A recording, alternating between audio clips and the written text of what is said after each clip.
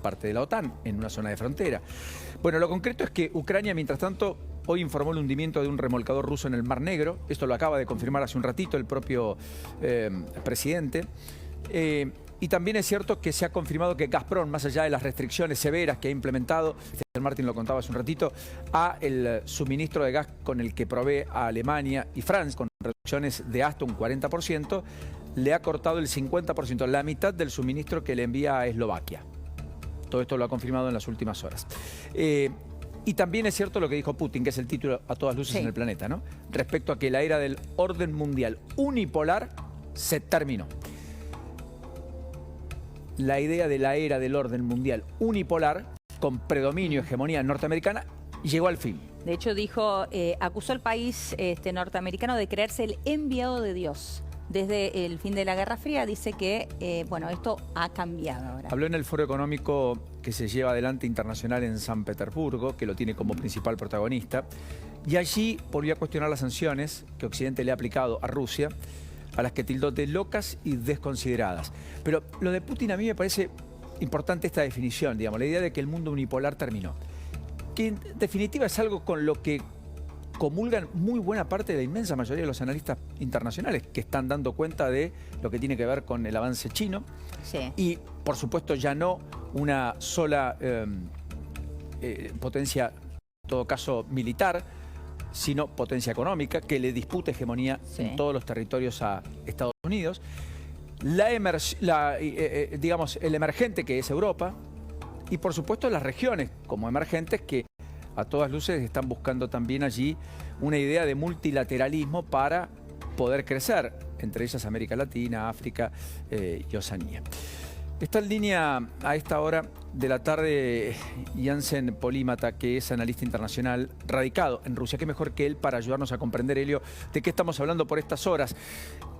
Jansen, enorme placer y gusto. ¿Cómo estamos? Bienvenido, muy buenas tardes. Buenas tardes, un gusto estar aquí nuevamente con vosotros. Un placer saludaros. Esta idea de el fin de un mundo unipolar no es solo de Putin, ¿verdad? Aunque lo diga el propio Putin, ¿o me equivoco? No, eso ya viene desde de Julio César, ¿no? En Roma, dividir para gobernar. Siempre fue así. De hecho, tiene un lado positivo también en las democracias, ¿no? Por ejemplo, en la Argentina están las fuerzas peronistas y antiperonistas. Eso, si se lleva bien, si se lleva democráticamente, es sano, es sano. Y hemos vivido así hasta la caída de la Unión Soviética, de hecho, ¿no? De cierta forma existe una hegemonía también de los Estados Unidos y China intenta ocupar ese lugar y ciertamente Occidente no le gustaría. Sí hay un vacío, ¿no? Entonces, bueno, esa búsqueda es correcta, pero también de cierta forma es parte de la retórica de Putin también, así que hay que tener cuidado.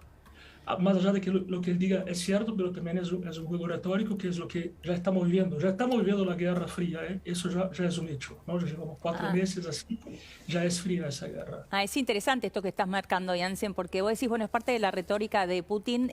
¿Uno lo tiene también que tomar como una advertencia a Estados Unidos? Bueno, de hecho, yo defendí, ¿no? Porque estuve algunas veces con vosotros también, siempre dije que Occidente no es santo de ninguna manera y tenemos que cuestionarnos muchas cosas de Occidente, también con las políticas internacionales, ¿no? Porque parece ser que las democracias tienen un cierto dilema.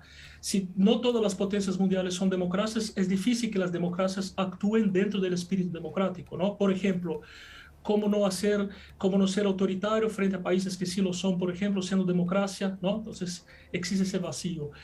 Lo que sí estamos viviendo desde la caída de la Unión Soviética, poco a poco vimos la ascensión de China y ahora con la pandemia que hemos visto esa guerra, ¿no? Invisible entre globalización versus globalismo.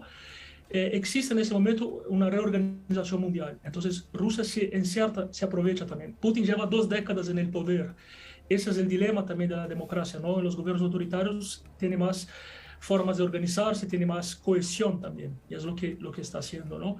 Indudablemente, Putin no tiene cómo volver, porque ya jugó todas sus cartas. Cualquier retroceso sería perder la guerra, incluso dentro de su propio país tiene mucha gente en contra, tiene mucha oposición que no se puede expresar porque hay un poco hay mucha censura, las libertades de prensa individual, pero indudablemente sí, él aprovecha de esa situación, que también es favorable a Estados Unidos, y atención, eso también conviene.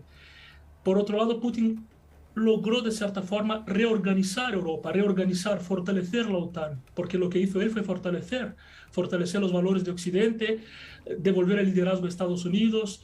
Entonces, bueno, yo realmente lo vengo diciendo hace un año ya, ¿no? El año pasado estuve en Ucrania 3 meses, en esa época más o menos de fin de año, casi 3 meses, y bueno, vengo diciendo que indudablemente, bueno, sí, el mundo va hacia una bipolarización, ¿no? Eso es indudable y bueno, lo estamos viviendo. A propósito de eso que decías de Ucrania, de haber estado allí, hay expectativas con la cumbre del G7 a la cual va a estar Volodymyr Zelensky, según confirmaron los presidentes que visitaron ayer justamente Ucrania, tanto el de Alemania como el de Francia e Italia. Pregunta del millón, ¿vos entendés que ahí podría aflorar algún tipo de definición adicional a la que hemos tenido hasta aquí en términos de esa negociación que hoy está trunca entre Ucrania, Europa y el propio Putin? Sí, sí. Bueno, la gran carta aquí que debe ser jugada es la adhesión de Ucrania a la comunidad europea, ¿no?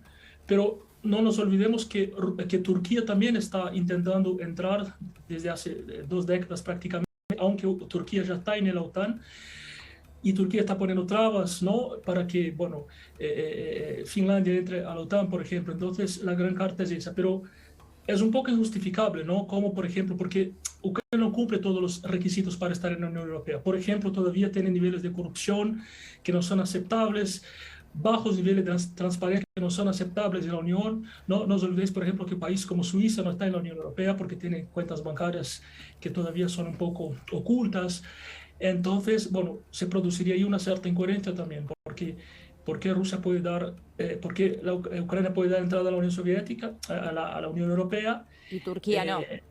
Y Turquía no, y lo que Rusia intenta hacer es precisamente eso también, crear una especie de neo-Unión Soviética, ¿no? Que no sería una Unión socialista,